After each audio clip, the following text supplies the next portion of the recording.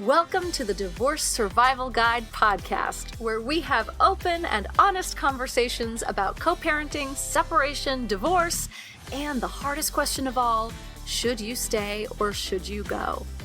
I'm Kate Anthony, your divorce survival guide, and I'm here to help you navigate some of the roughest waters you've ever swum in and answer some of your toughest questions. I've been to hell and back, and now it's my mission in life to help you get to the other side of this process with your sanity and your heart intact.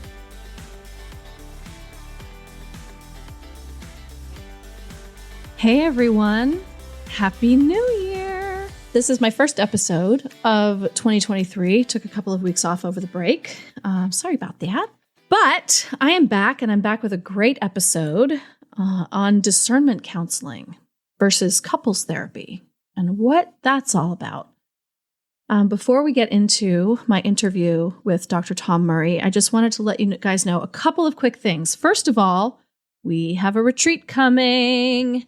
It is in the planning stages. Registration will be opening very shortly. We are going to Sedona in April 27th through 30th. So mark your calendars. Start getting your ducks in a row if you want to be involved and included in this. Very intimate. It's only capping it at 12 women. So I have a feeling it'll sell out quickly, but information will be sent to your inboxes shortly. If you're not on my email list, you should probably get there. If you go to my website, kateanthony.com, sign up for anything. You'll get on my email list. Or just, keep your ears peeled here. There will be information on my website as we get that up shortly. And so that's exciting. I also want to let you know that Grit and Grace is still going and still accepting. We have a few spots that we have open. And if you want to have a consult with me, go to my website, kateanthony.com, click on the tab that says Grit and Grace, scroll down. This program, I got to tell you, I think I've told you this so many times, how great it is and how wonderful the women are. But also, if you don't want to work in community, that's okay. You can. I'm also open for a few private coaching clients as well. So I'm here for you, y'all. That's what I'm saying. I'm here for you. And so now, Dr. Tom Murray, he's an author, international trainer, educator, and couples and sex therapist supervisor. He is a widely sought after expert in sexuality and intimate relationships. For 20 plus years, Dr. Tom has worked with everyday folks to embrace their weirdness, shed labels and shame, lean into anxiety, and build better and stronger relationships. He is authored a new book called Making Nice with Naughty, an intimate guide for the rule-following, organized, perfectionist, practical, and color within the line types, which we will talk about at the end of the episode. But really, this conversation is about the difference between discernment, counseling, and couples therapy, and really the specific reason that a lot of couples therapy tends not to work, and how discernment counseling might actually be a better option for you. This is a wonderful conversation, so I hope you get as much out of it as I did. I learned so much. So without further ado, here is my conversation with Dr. Tom Murray.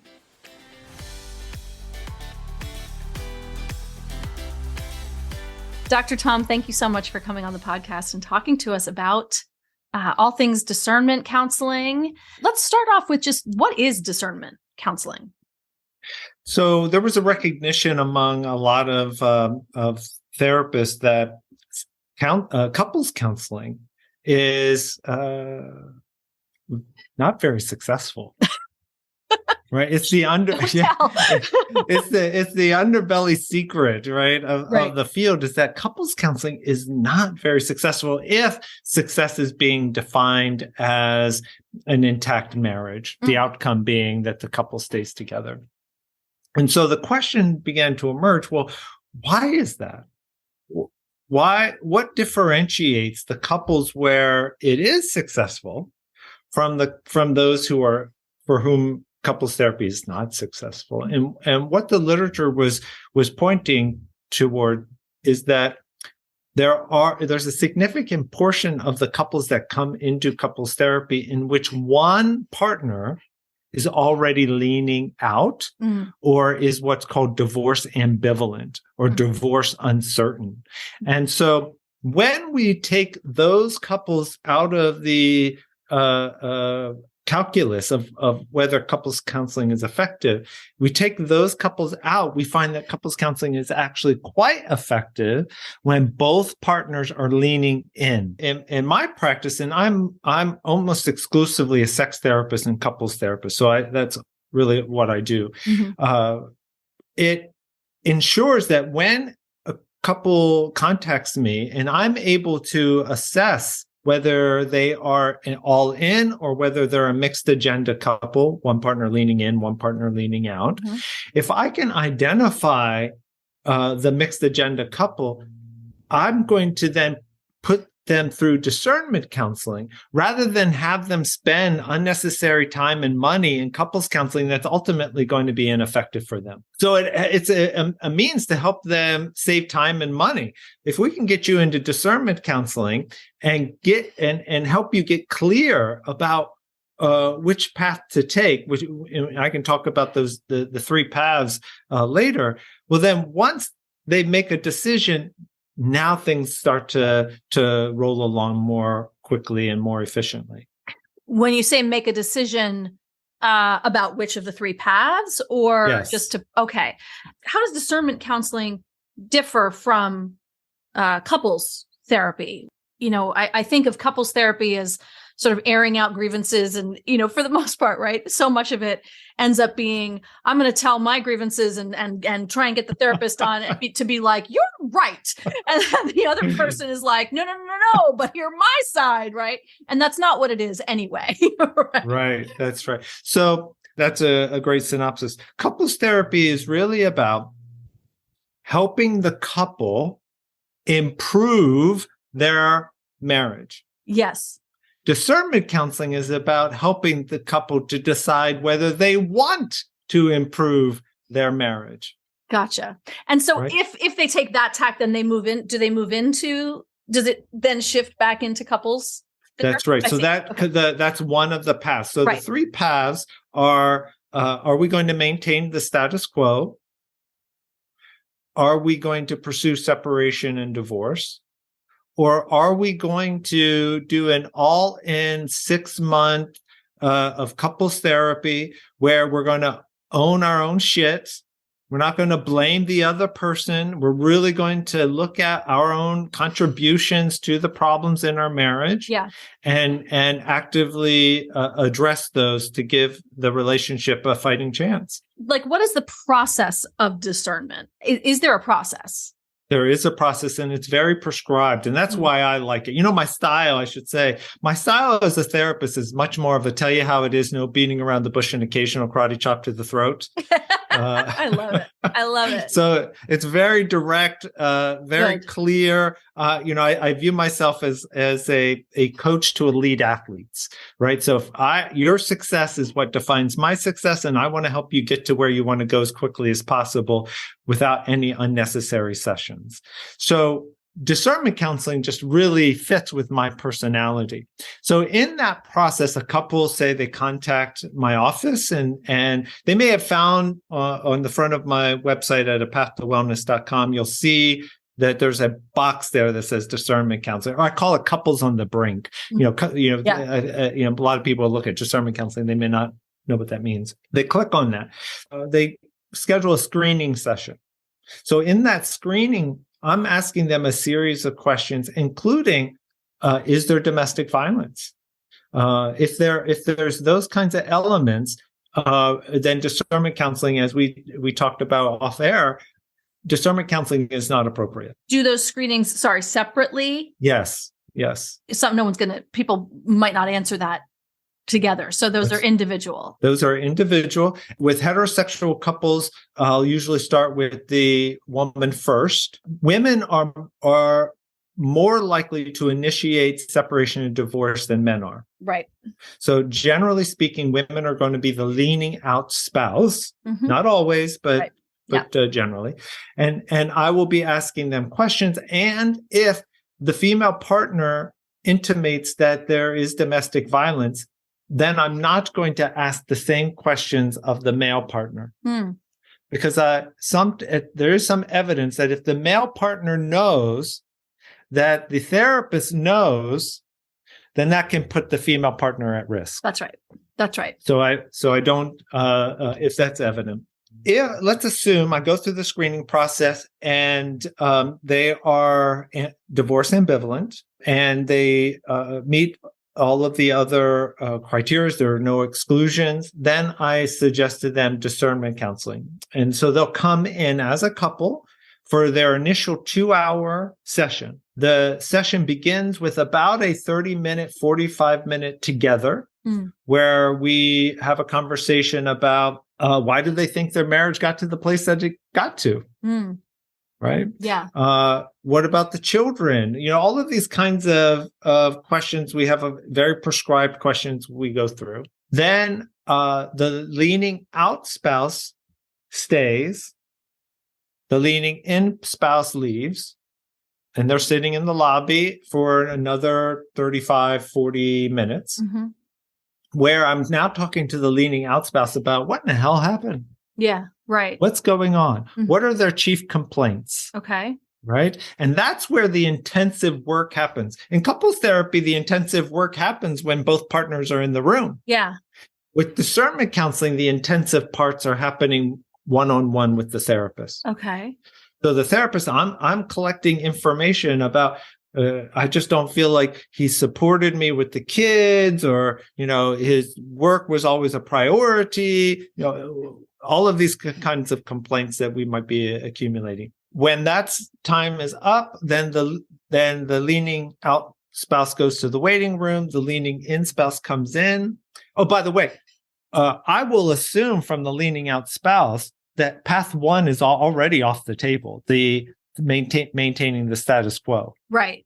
Okay. So I'll affirm for that person, I get it. We can already take off the status quo. And so now we're really just two options, divorce or couples therapy. And that can be a relief. Sure. Right? That can feel validating. Right. That there's already movement. Sorry, I want to interrupt you for one second. If the prescription for discernment counseling includes the fact that one person's leaning out and one person's leaning in, and if you're taking status quo off the table, why is that a path? Like, it would seem that when would that be a path? You'd be surprised. The literature suggests that about 14% of couples, of mixed agenda couples that go through the discernment process, choose the status quo path. Huh. Right? Wow. Okay. That, for a variety of reasons. I have a family member, I'll just say my aunt, one of them, who's older. She's in her 70s, and she reports a very unhappy marriage. Right. But she's not interested in leaving. Yeah. Starting over. I have many friends like that. Mm-hmm. Yeah. And that has to be just as an acceptable option. Yeah. Sure. Right. So sure. So for her, she's going to choose the status quo path. Right. Okay. While I'm talking about those statistics, I might as well finish it. 47% choose the all-in 6 months of therapy. And then about 45% choose the divorce and separation. Okay. So could you imagine if that 45% of those ambivalent couples were in couples therapy? Right. Right. They've just wasted months and months. So much money, right? Money. Yes. And time and energy. And so, okay, so that's the first 2-hour session. You do like an hour or so with both, and then you split them up. That's right. And then I bring them back at the end. Mm-hmm. Well, during each individual one-on-one, the goal during that time is that I'm helping them to get insight to their contribution to the problem. Okay. Right? Yep. So that when at the end they come back together, they're able to share what their insights were with each other. Mm-hmm. And it's not therapy. So I'm not looking for vulnerability. I'm not looking, because it's business. We're here. I'm not here to try to fix your marriage. Right. I'm trying to help the two of you get clarity about your contributions so that you can kind of have a greater understanding of what happened. Right. How did you actually get here? Mm-hmm. Right. As opposed to he did, she did, right? It's, That's right. This is my shit. That's right. Yeah. That's right. You know, John Gottman, if you are familiar with his work, Seven Principles for Making Marriage Work, he talks about that what men need to hear from their female spouses, it's very heteronormative. What men need to hear is that you're not the only problem. Mm-hmm. Right? Right. That the woman can own that they contributed to some of the issues in the marriage. That's what a man needs to hear. What a woman needs to hear from the man is, I'm willing to take influence from you. Right. I'm willing to be persuaded by you. Mm-hmm. I'm willing to trust that you have the family's interest at heart, and therefore I'm willing to be persuaded by you. Right. And that can be tough for both parties. Right. Absolutely. Absolutely. And so that coming together is somewhat of an opportunity to express it. Okay. Is discernment counseling really just this one session that, like, at the end of it, you actually have a path? So at the end, so it's up to 5 sessions. Okay. I was like, wow, you're a magician. It's up. Well, it does happen after one. I just did one last week. It happened. It was 2 hours, and the couple decided they're going to choose path 3. And honestly, I was like, I think there's just a little bit more, because there is a little bit more that I can talk about later. But sometimes they already commit. Yeah. I want them to be certain that they're going to, the couples therapy. Path 3 is the couples. That's right. Therapy. Couples therapy. Mm-hmm. So at the end of every session, they decide together whether they want an additional, so they're not committing to 5 up front. They're really just deciding, we're committing to this one, and whether we're going to come to a next one. Okay. And then at the next one, they decide they have enough that they can make a decision. They can make a decision at that time. Got it. So at the end of every session, you're basically asking, are you certainly in? Are you certainly out? Or are you not sure? That's exactly right. Exactly right. Huge impediment for a lot of couples is acceptance. Mm-hmm. Right. So let's just talk about love. I'm diverting a little bit from discernment counseling. No, I think it's perfect. Let's talk about love. Love is expressed in acceptance of the other. So often what happens in distressed couples is a partner wants the other to be as for example, the wife wants the husband to be as the wife wants the husband to be. Yes. Right? Yes. Versus real love is, I want you to be as you want you to be. Right. Otherwise, it's an agenda. So when I want you to be as I want you to be, that's an agenda. When I want you to be as you want you to be, that's love. Now, that doesn't mean, however, you have to stay married to the person. Right. Because who you want to be may be antithetical to what I want as a partner. If you really love me, let me go kind of thing, right? Because if you're going to stay in a relationship trying to change the other person, that's not a healthy relationship. So if you accept that this is who they are, but it doesn't work for me, as opposed to he's wrong, she's wrong. That's right. They're wrong, right? Yes. But this does not align with, which is why when I do my discernment work with women, which is all, my Should I Stay or Should I Go program, the first thing, we don't touch the other person for ages, right? First, it's, who are you? And sometimes the most illuminating aspect of what we do is the values work. Yes. Because, right, when you huge, when you see that. I had a client once, this is one of my favorite stories, where she was doing the values work, and she was like, she uncovered, just was very obvious. She was working with me. So obviously, right, one of her top values was personal development. Yeah. And she was really committed to it. She listened to all the podcasts. She read all the books. She, was working with me, with a therapist, all this stuff. And she was married to a man who literally said to her, "You've known me for 20 years. I haven't changed at all. I'm not interested in change. If you don't, take me or leave me. This is who I've always been. This is who I'm always going to be." And I was like, listen, all judgment on that aside, that's a misalignment of values. And that's a core issue, right? Like, that's pretty core. I think I just hear that in what you're saying, right? That if I love you as you are, it's okay if it doesn't work for me.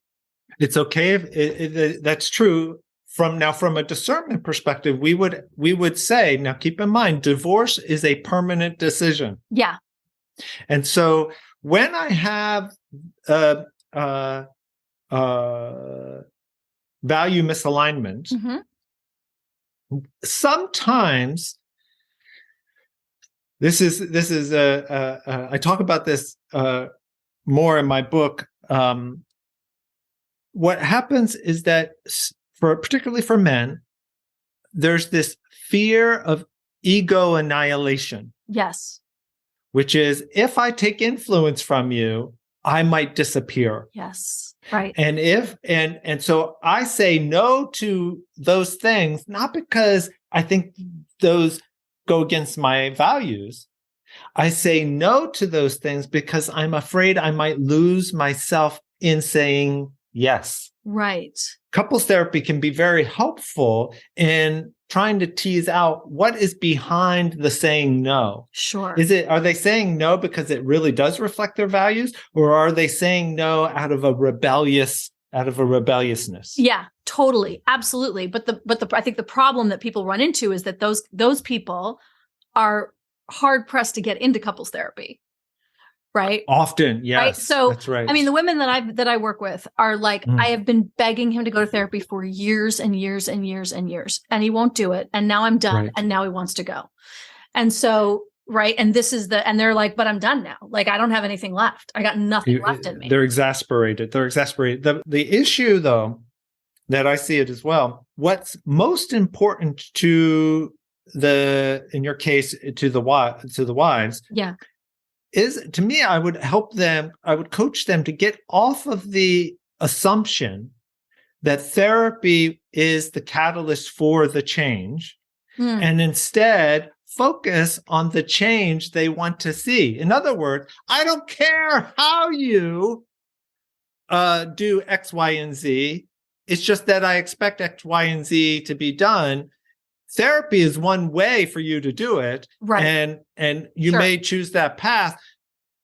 But what's important for me is that you meet this need, right? So I think about often if you ask couples where addictions occurring, and you say to the sober spouse, if your addicted spouse, for the lack of a better term, if your addicted spouse still came home, took care of their obligations, were kind, were loving, were all of those things, would the drinking still be a problem? The most common answer is no. So it isn't, they tend to want to focus on the drinking, right? But really what is the problem, right, is the neglect, the obliviousness, the abuse, maybe, all of that stuff. That's what the problem is. So, my view is therapy isn't for everybody. Right. There are many ways to achieve personal, professional development, spiritual development, etc. Therapy is just one way that can get you there.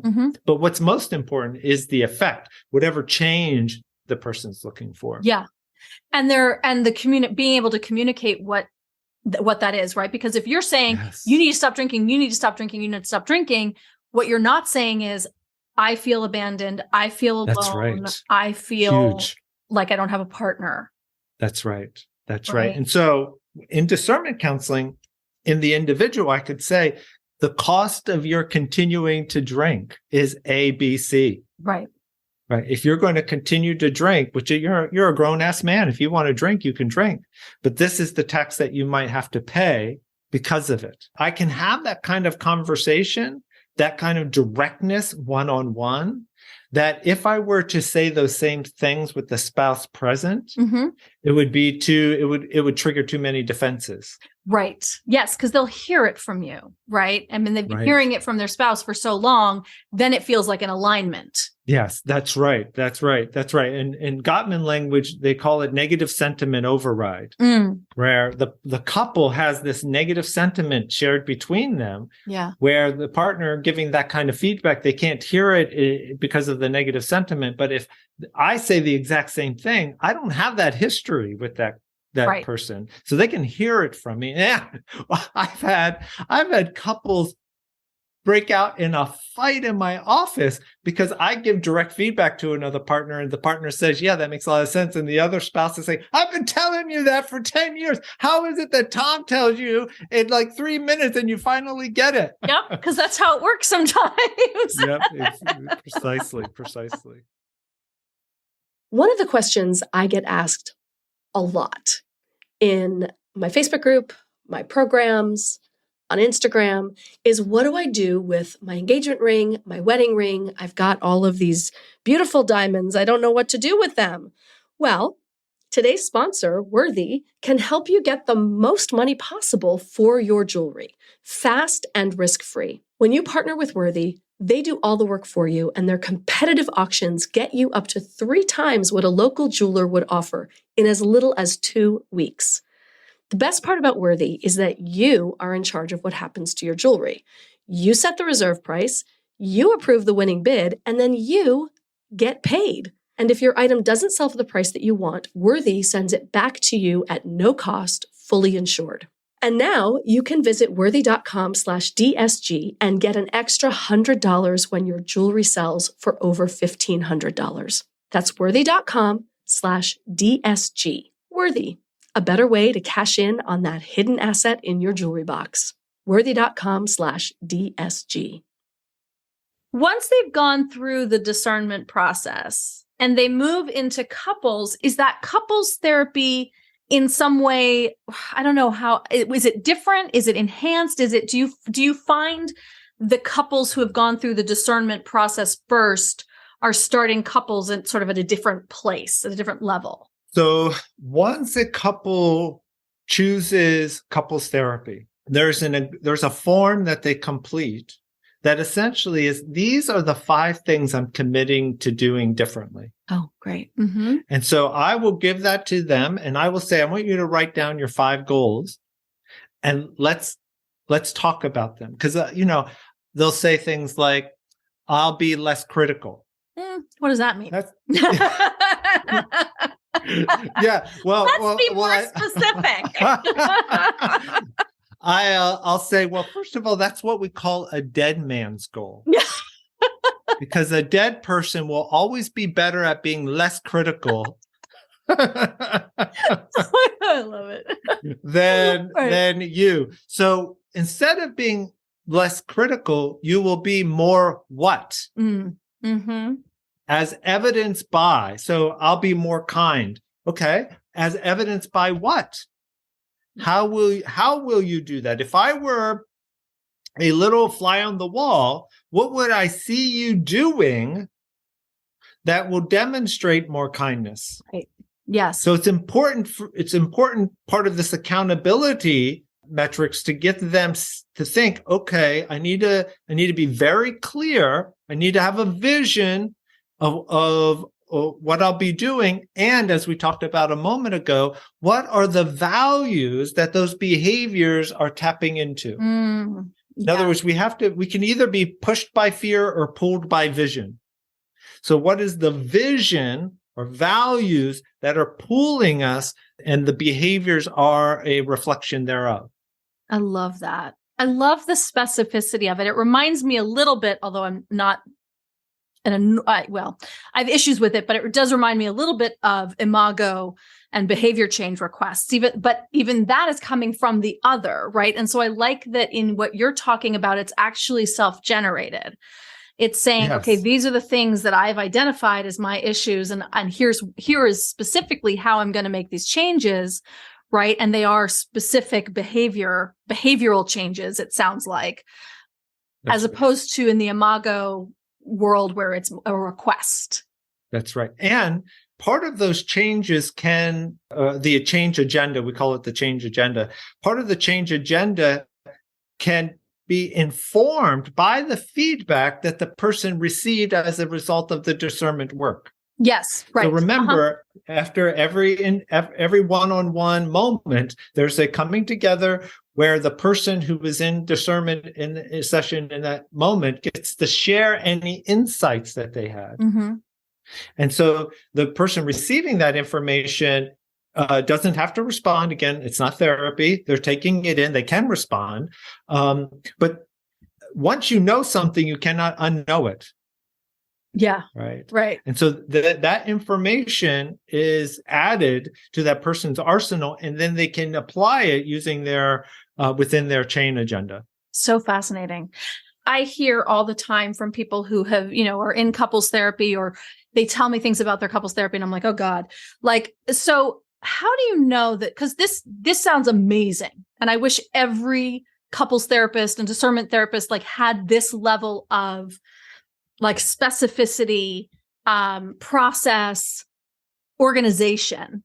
How do you find someone you're in North Carolina, for everybody, for everybody listening, Dr. Tom is in North Carolina, but someone in Florida, someone in Montana, how do we find more practitioners that are working in this way? Because I feel like it's not the most common. So if they just Google discernmentcounseling.org or discernment counseling, Bill Dougherty is the developer of this method. And he, by the way, developed this method in collaboration with divorce attorneys. Because a lot of what attorneys have been noticing is that they would get couples who wanted to go through divorce, but they detected that these couples were ambivalent. They just didn't know what else to do. They didn't know what else to do. And so in conjunction with Dr. Dougherty, they developed this method of helping couples so that if the therapist and the couple decide, path 2 is the path, well, now they're going to these attorneys and it's clear. It's clear. Right? They've Absolutely. gotten decided and it's going to flow from there.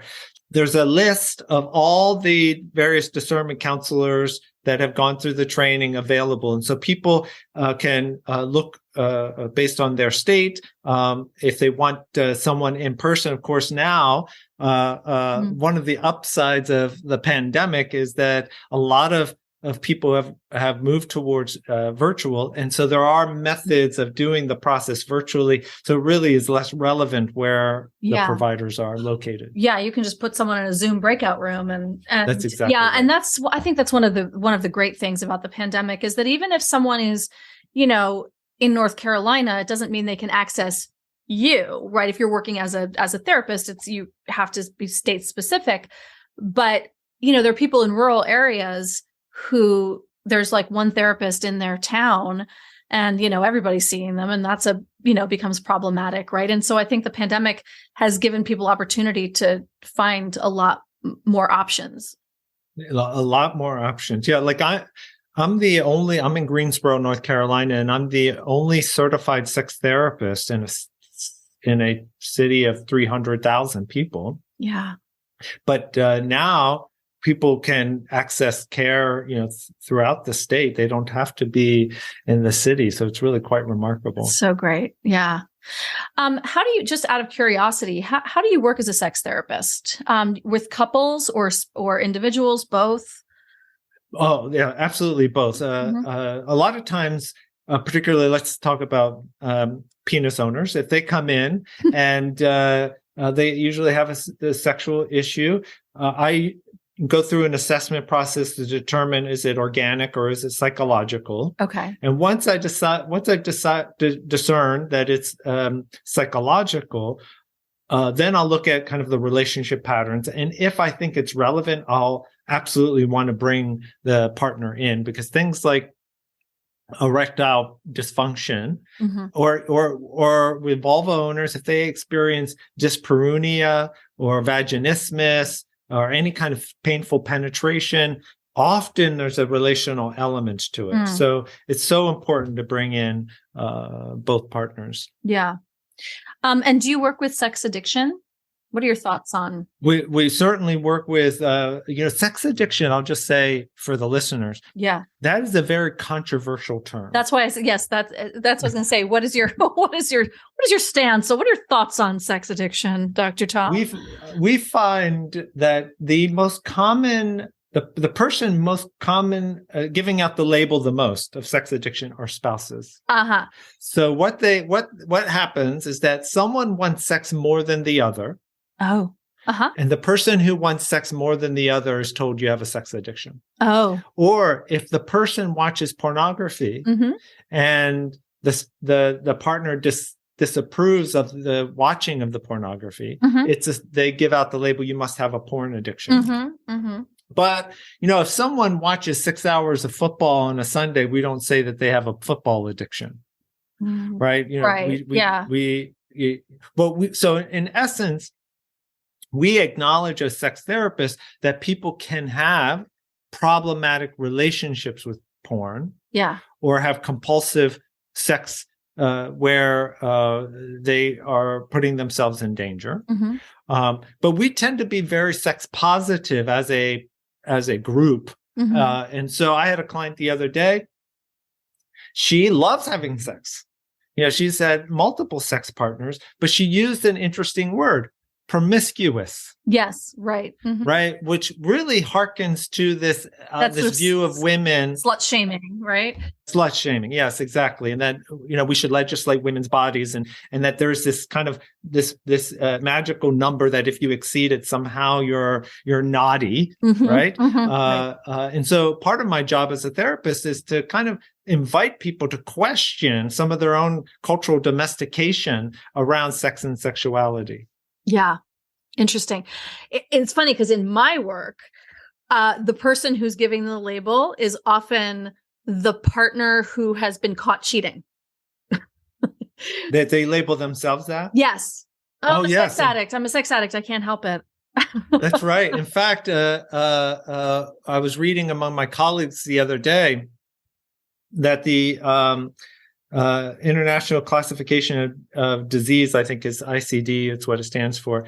They're considering coming out with a diagnosis of sex addiction, which, does not exist right now. Right. I know that. Right. And one of the things that they're wanting to do is have a time of like 6 or more months, because they're seeing that these celebrities or these men who want to get out of jail free card are being honest. I can't help it. I have an addiction. Right. Exactly. And they go to the Meadows and they That's they right. do all of that, which, I mean, listen, I've been to the Meadows. I think it's an absolutely amazing place.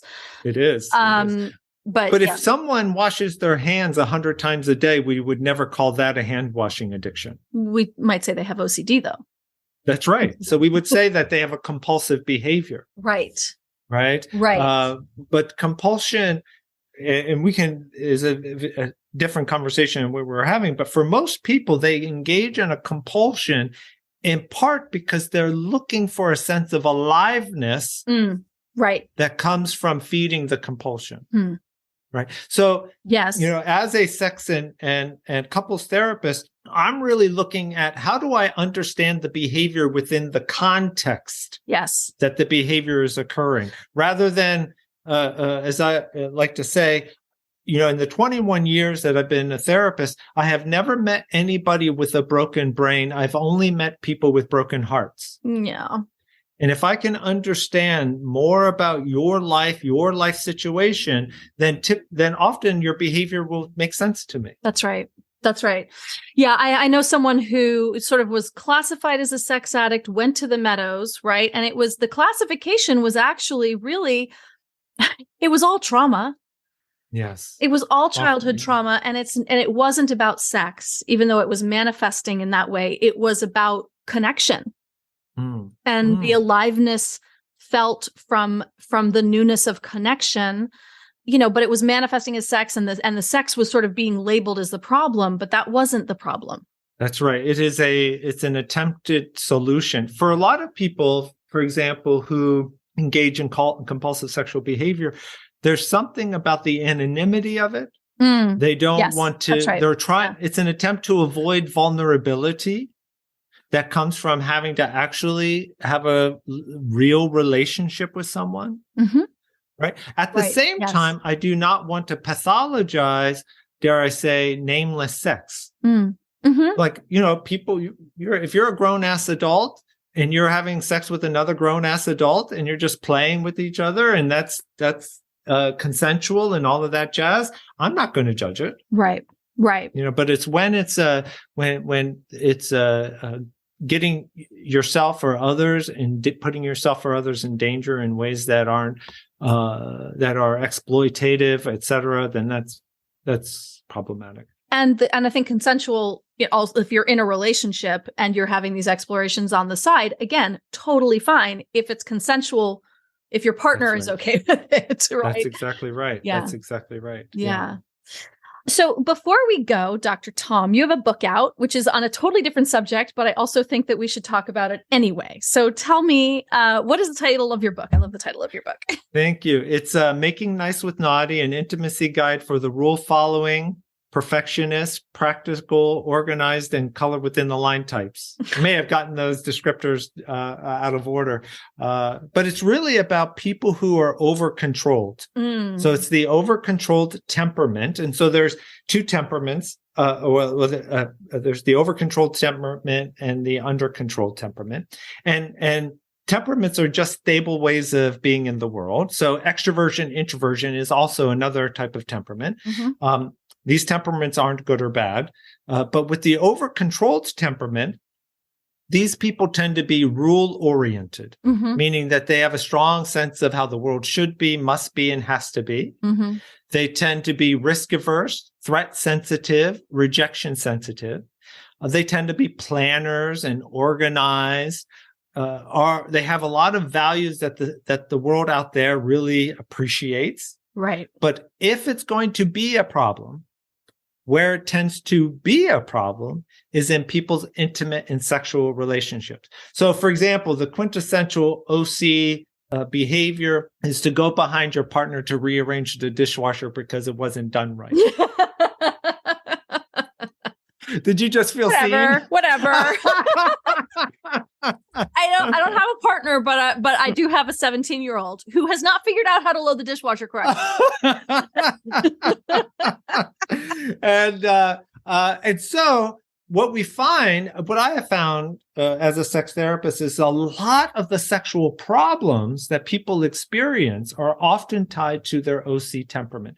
So vulnerability, for example, vulnerability is huge in terms of one's sexual experience. And if they're unable to be vulnerable, then that's going to be a problem. For example, people who have trouble orgasming.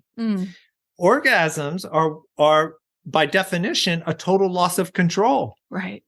And if you're challenged in that area and it's difficult for you to be flexible and to lose control, you're going to have trouble orgasming. And sometimes it's the other opposite. So men who have rapid ejaculation, they may have a high degree of sexual perfectionism, right? And there are 4 types of sexual perfectionism. I have to be sexually perfect. My partner has to be sexually perfect. I think my partner thinks I have to be sexually perfect. Oh, God.